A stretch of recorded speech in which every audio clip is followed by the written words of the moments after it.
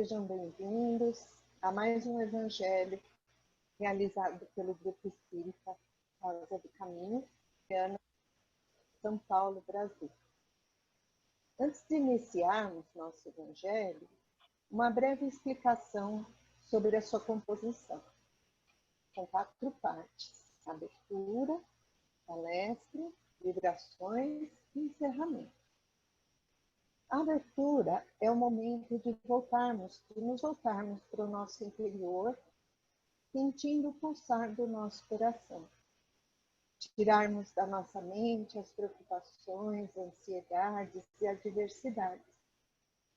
Na sequência, a palestra vai ser uma exposição sobre o Evangelho de Jesus, para que possamos melhor assimilar as mensagens trazidas e procurar vivenciar esses ensinamentos no nosso dia a dia. Hoje, o tema é a inteligência e o poder como instrumento de trabalho, que vai ser explanado pelo César Ferreira. Na sequência, temos as vibrações, que são as doações, onde todos nós podemos emanar pelo nosso pensamento as energias amorosas, acompanhando-as mentalmente, conforme forem sendo proferidas.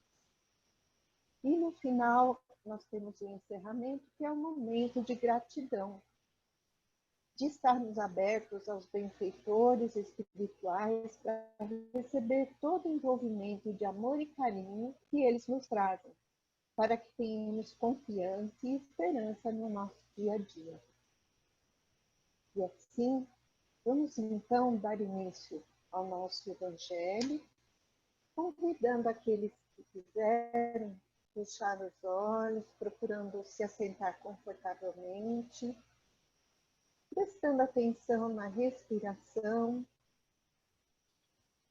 Vamos mentalizando os nossos mentores, a figura do nosso querido Mestre Jesus, de braços abertos, com aquele sorriso meio, nos recebendo para esse momento tão especial. Vamos nos sentindo abraçados pela espiritualidade do nosso mentor da casa, Itaporã, que nos dê ouvidos de ouvir, para que possamos refletir nesses ensinamentos que nos serão trazidos hoje. Que possamos absorver essas palavras e refletir no nosso dia a dia, procurando seguir esses ensinamentos. E assim, iniciamos agora nosso Evangelho na certeza da presença de Jesus. Que assim seja. Graças a Deus.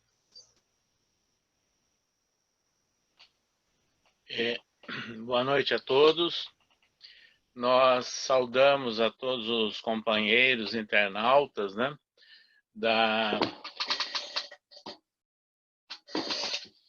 do Grupo Espírita Casa do Caminho e aos companheiros que estão colaborando hoje, né, a Leise, o Rogério, o Rubens, no desenvolvimento dessa reunião online. O tema que foi solicitado para o nosso comentário é a inteligência e o poder como instrumento de trabalho. Esse tema, eu diria que ele é importante e é sempre atual. E ele foi, na verdade, na proposta para a reunião de hoje, fundamentado num capítulo 7 do Evangelho segundo o Espiritismo, o item 13, que fala sobre a missão do homem inteligente na Terra. E também no capítulo 17, item 10, que fala sobre o homem no mundo. Então é importante para nós agora analisarmos, né, os comentários, o estudo que Allan Kardec fez em O Evangelho segundo o Espiritismo sobre esse tema. Mas eu gostaria de lembrar um pouquinho mais para trás. No capítulo 2 do Evangelho segundo o Espiritismo, intitulado Meu Reino Não É Deste Mundo. Jesus deu a demonstração eloquente no seu diálogo com, então, governador romano Pôncio Pilatos, dizendo que o reino dele não era deste mundo, né? E ficou muito claro para nós o que significaria esse reino, que era um reino diferente. Então ele não tinha a pretensão da autoridade material, da autoridade política, como aqueles que faziam intrigas em torno dele na época, né? Imaginavam que ele gostaria de conquistar essa liderança, né, no meio dos judeus, e inclusive de libertar o povo judeu das amarras do Império Romano. E ele foi muito claro: meu reino não é deste mundo. Quando ele disse isso, então nós temos duas interpretações aí, duas nuances para nós analisarmos. Que mundo ele estava se referindo? Quer dizer, é um mundo de disputas, de vanglórias, não é? De desrespeito que existia naquela época e, guardadas as devidas proporções, ainda existe hoje, né? Desrespeito ao cidadão, desrespeito à legislação, não é? A falta de noções sobre o cultivo das virtudes e o objetivo não centrado necessariamente no bem.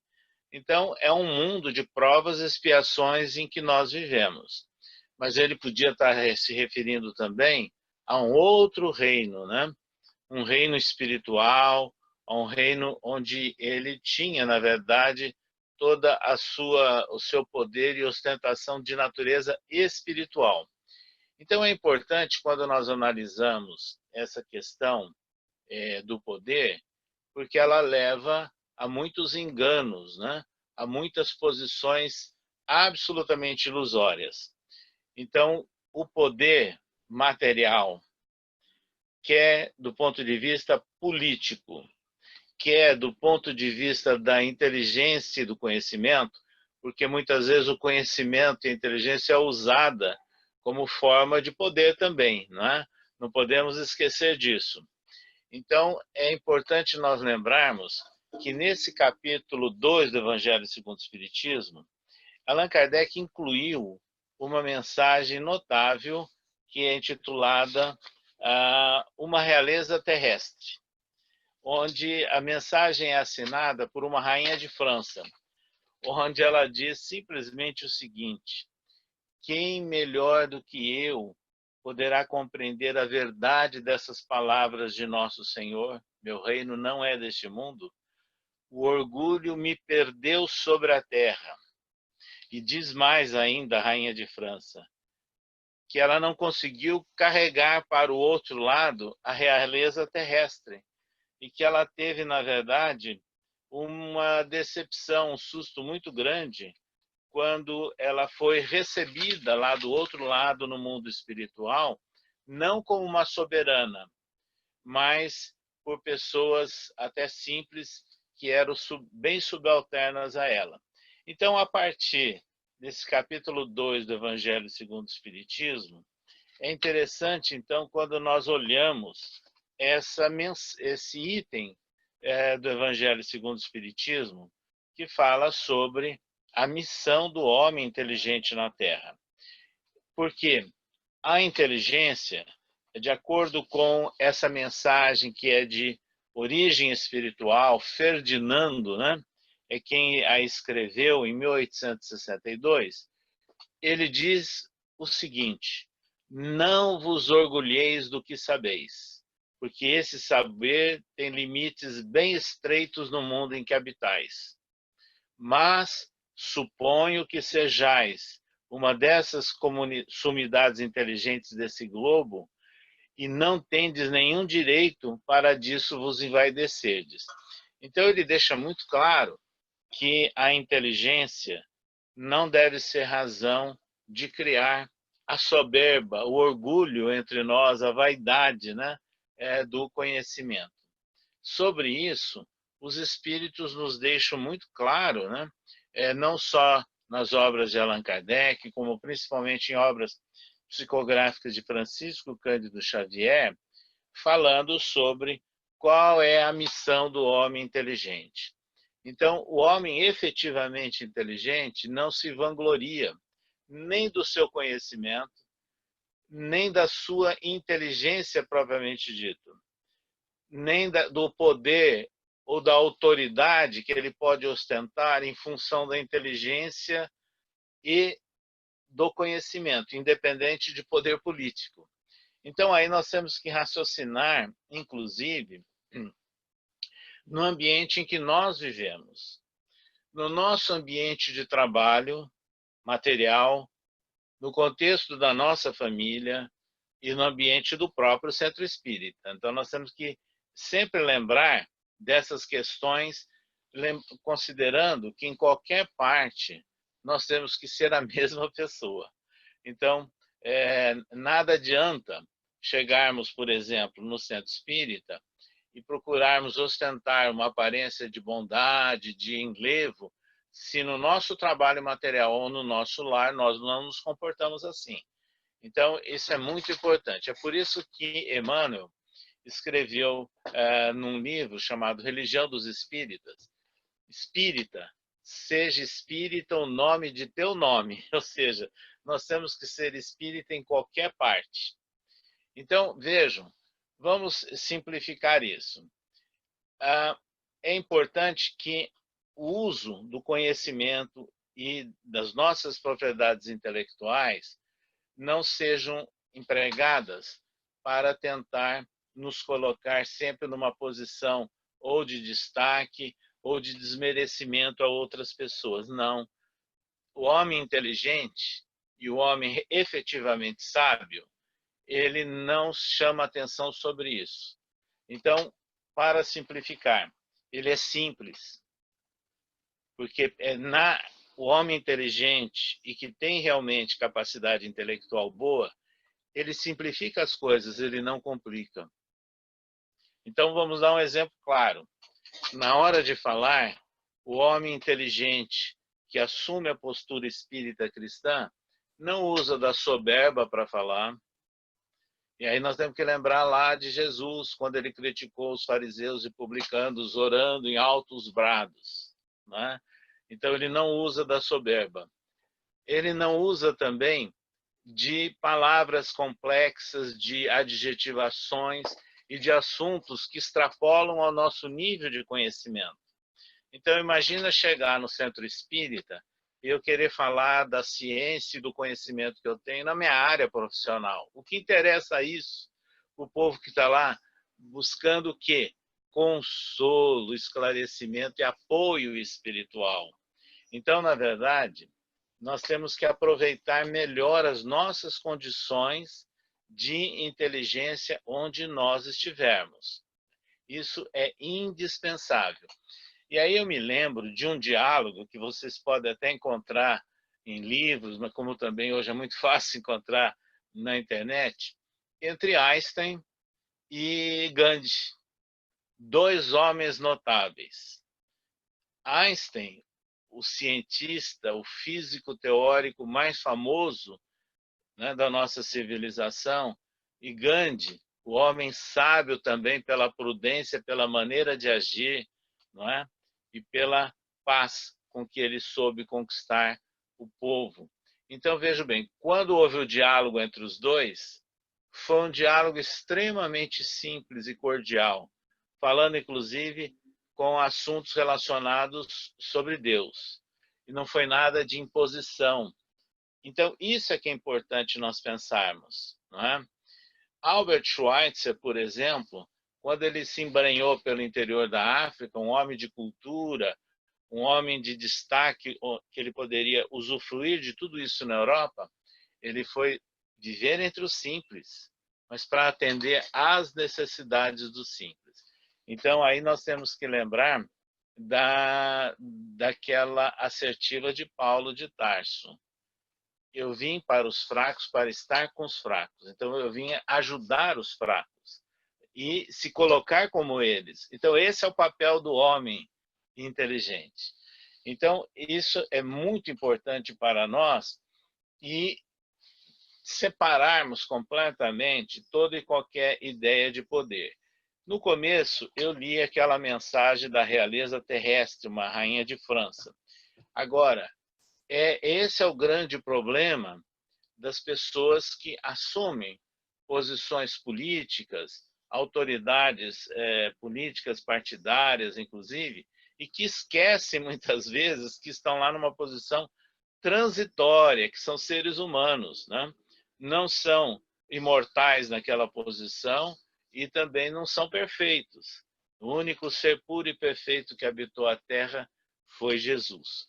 Então, vejam, para nós aliarmos o poder, a prática de um poder e da inteligência para qual objetivo? Atender às necessidades do homem.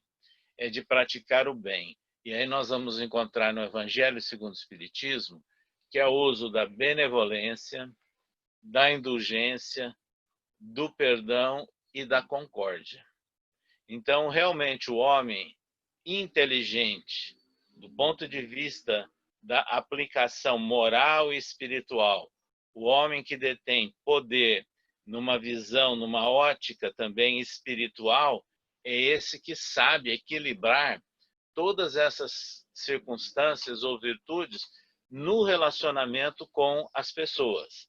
Então, é muito importante para nós. E para nós compreendermos melhor, nada melhor do que exemplos, né? Do que ilustrações de exemplos de vida. Eu citei há pouco tempo Paulo de Tarso. Ele foi um exemplo vivo disso.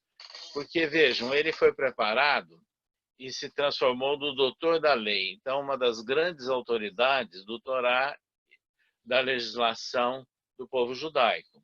Então, ele era uma autoridade, efetivamente. Ele era um jovem rico e promissor. De repente, ele teve que deixar tudo isso de lado, né, quando ele recebeu o convite de Jesus, para se transformar num seguidor de Jesus. E como seguidor de Jesus, ele precisou aprender agora a não usar nenhum realce ou prerrogativa de ordem material, mas usar a autoridade moral.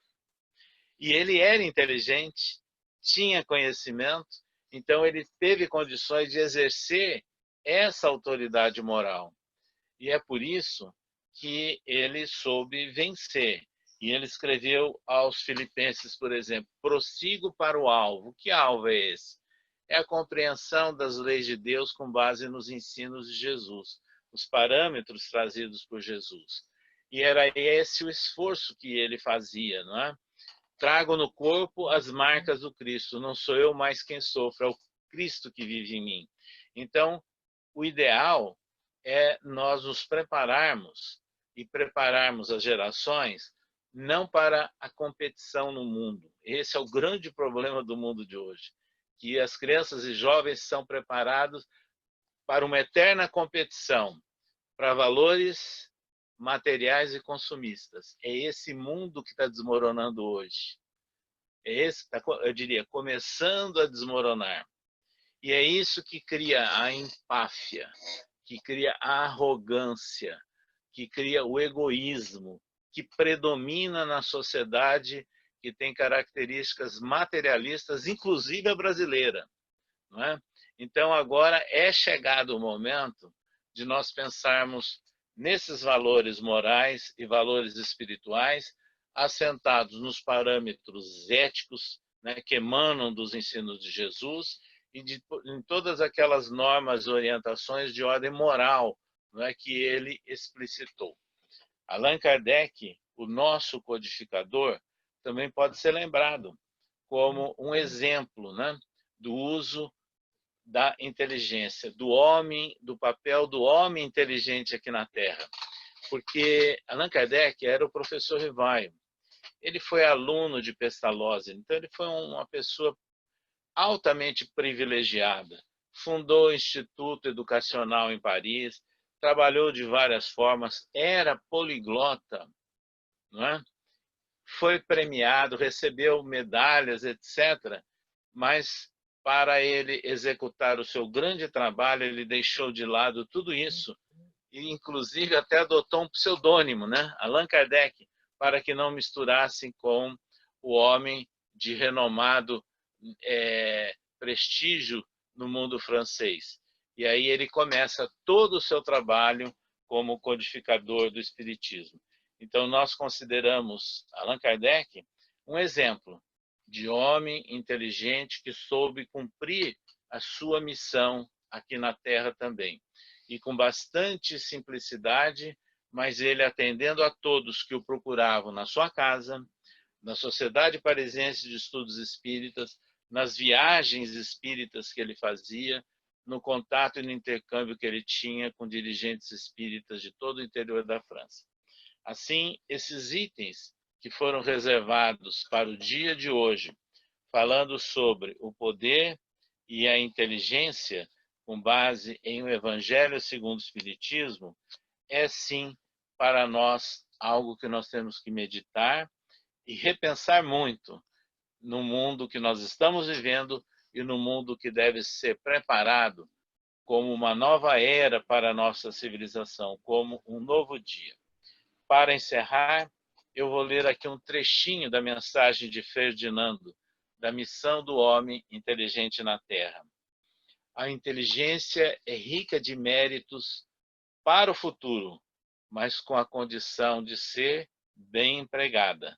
Se todos os homens dotados se servissem dela, segundo os desígnios de Deus, a tarefa dos espíritos seria fácil para fazer a humanidade avançar.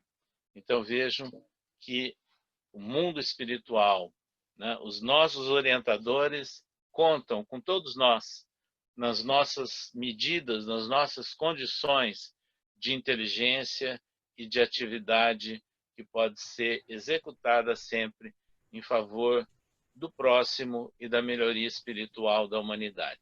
Então nós agradecemos essa oportunidade oferecida pelo Grupo Espírita Casa do Caminho e deixamos essas reflexões com base nessa obra tão importante, tão cativante para nós, que é o Evangelho segundo o Espiritismo de Allan Kardec. Uma boa noite para todos.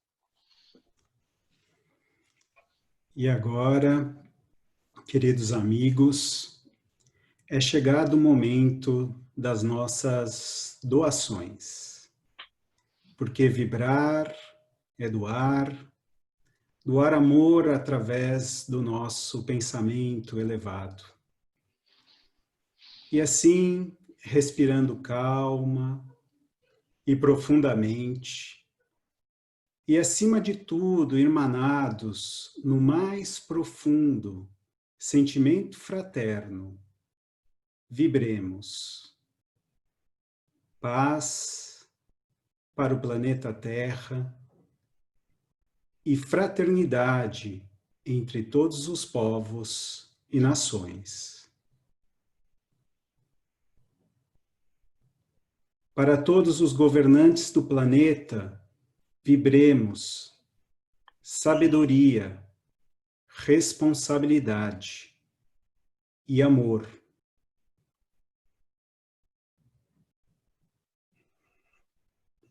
Sustentação para os homens de bem em suas missões em todo o planeta.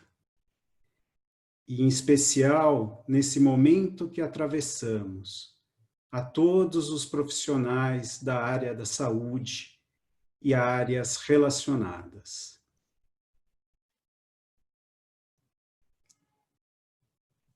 Muita fé e proteção espiritual a todos os brasileiros.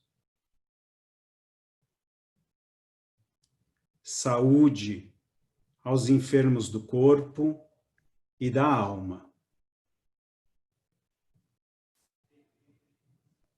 Compaixão para aqueles que ainda não estão no caminho do bem.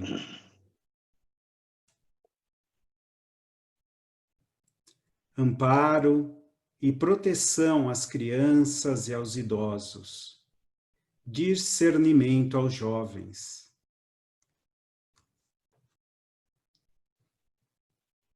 Sustentação para todas as casas de oração e caridade. e especial para a nossa Casa do Caminho, seus trabalhadores e obras sociais.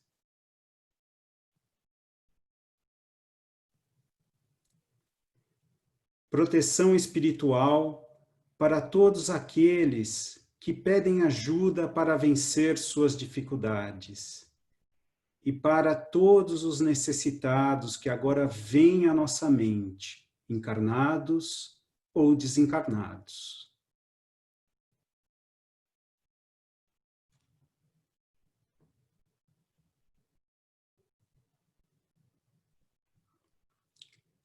União, fé e paz espiritual para todos os núcleos familiares, principalmente para aqueles que estão passando por dificuldades, por doenças ou perda de entes queridos.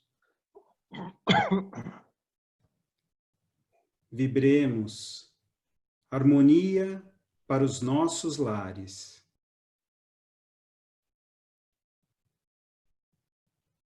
Equilíbrio, força, luz, coragem e perseverança para todos nós, e que se fortaleça sempre em nossos corações o amor do Cristo. Que assim seja, graças a Deus.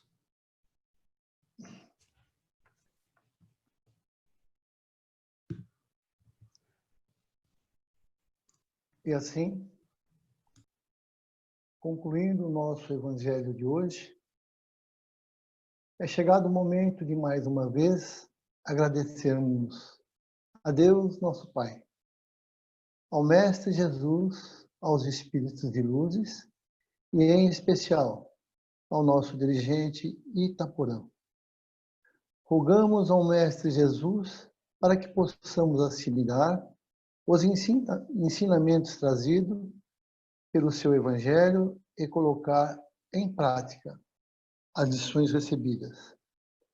Ainda Jesus, que nos diz, pois que suas palavras ecoam no tempo: o reino dos céus é do simples, e ninguém nele é admitido sem a simplicidade de coração e a humildade de espírito.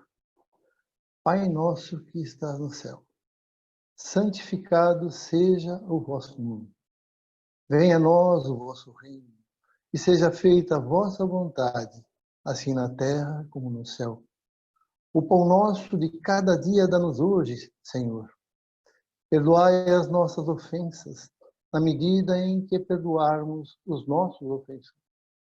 E não nos deixeis cairmos em tentações, mas livrai-nos de todo mal.